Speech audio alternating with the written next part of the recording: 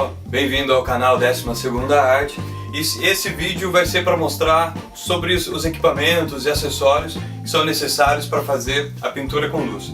Em primeiro lugar, você precisa de uma câmera fotográfica. A câmera pode ser SRL ou DSRL, ou seja, as câmeras que trocam a lente têm disponível o modo manual, e que nesse modo manual tem à disposição os 30 segundos de exposição, mas também um outro recurso chamado bulb, onde você então pode travar o obturador por mais tempo, então ter com isso mais tempo de produção de luz, ok?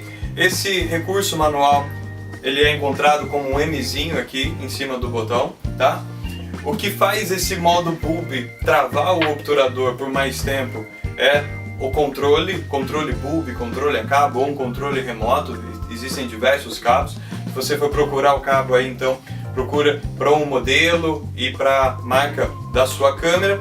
E o terceiro elemento importante também, que é o tripé. Então é importante que tenha um tripé estável com opções de ajustes para foto horizontal, vertical, porque aí você tendo então a sua câmera estática, travada, não vai ter problema com foto tremida, beleza? Esses são os três recursos principais: câmera, controle, tripé, como equipamento da fotografia, beleza? E sobre o acessório para pintar com a luz, utilizamos lanternas comuns, dessas que você encontra nessas lojinhas de brinquedo, né? Então a lanterna vem sempre na cor branca, mas aí algumas lanternas têm a opção então de você tirar o acrílico ou colocar um celofane por cima e com isso você alterar as cores da lanterna.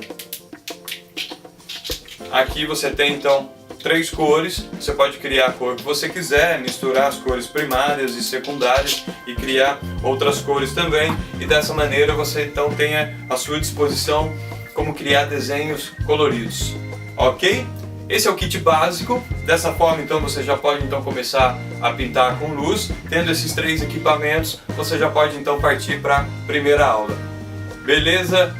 Até a próxima. Meu nome é Fábio Andrade, falando de Leme para o mundo.